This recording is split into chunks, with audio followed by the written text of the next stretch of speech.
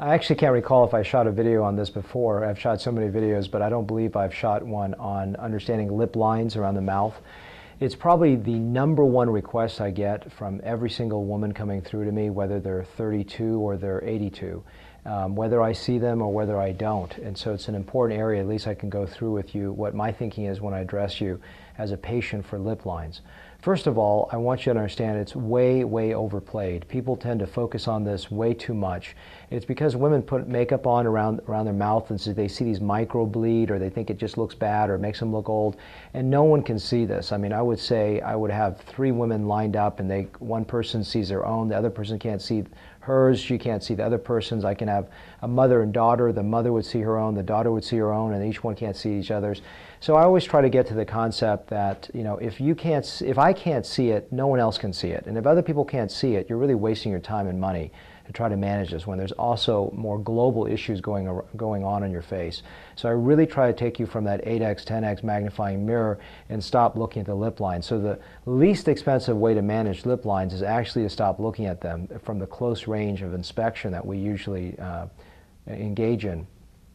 So that's the first thing that you need to understand is perspective, which is don't look at it so closely. And if you say, well, you could see it in your friends, it's probably because you're seeing it in yourself. The second thing is we need to treat cause, not effect. So oftentimes you say, well, can you just fill them in? Can you put some Restylane in there and manage them? Of course you can, but I'm going to tell you why I prefer not to do that. First of all, whatever small amount of injectable I put in there, it doesn't last long. It's a very short-lived treatment. Plus, when you inject fillers at the border of the lip, I don't like the bordered look. It looks a little done, and I rather, in my aesthetic, not create any lips that look weird. And when you create a lot of border, it does help with a little bit of microbleeding, and I will do it selectively in patients. But generally speaking, it doesn't last long. It can create too much of a rigid look to the outer lip, which I don't like. And so it's just something it's a very temporary phenomenon. So people ask, can you use silicone, which I use for permanent lip enhancement? You can, but not really for very fine lines. It's too soft. It just doesn't have the lift of Restylane. So I, generally speaking, don't use microsilicone to manage fine lip lines. So we have to go back, instead of looking at treating the effect, we have to treat the cause. So what is the cause? Well, the cause is movement, just like wrinkles around the eyes and just like wrinkles in the forehead.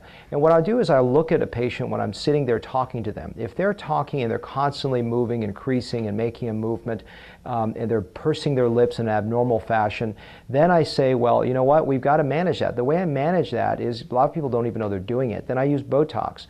So I use very small doses of Botox to manage this area, to sort of break the movement to brain connection so they stop doing that. When I do that, I think they actually just stop having the problem over time. So it only lasts about 6 weeks, and I repeat it it's a pretty economical way of doing it because I only do it a few times. I try to bring them through about 4 rounds to 5 rounds to see if I can break the habit and look at the changes.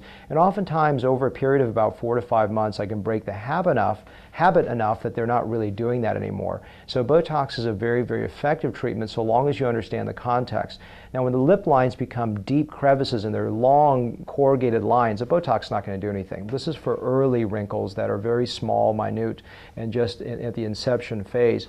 When they become deep corrugated lines that are like smokers' lines, etc., that's when I come in. I may dermabrate it. I really believe lasers do very little benefit. Plasma doesn't do very much. You've really got to go and sand it down. But once you've treated the effect, again, you got to take a step back and look at the cause, the movement, the problems that are ongoing. If you don't treat the cause and you just treat the effect, I think you're missing a big picture. Well, let's take a step back. Is Botox the most efficient way? Well, it's only if I see weird movements and habits that I can actually break. But the cheapest, most effective way is to look at your habits and see what's causing the problem. Here's some examples. One is, are you drinking out of straws? I know the dentist says it's good for your teeth, but it's not good for your lips.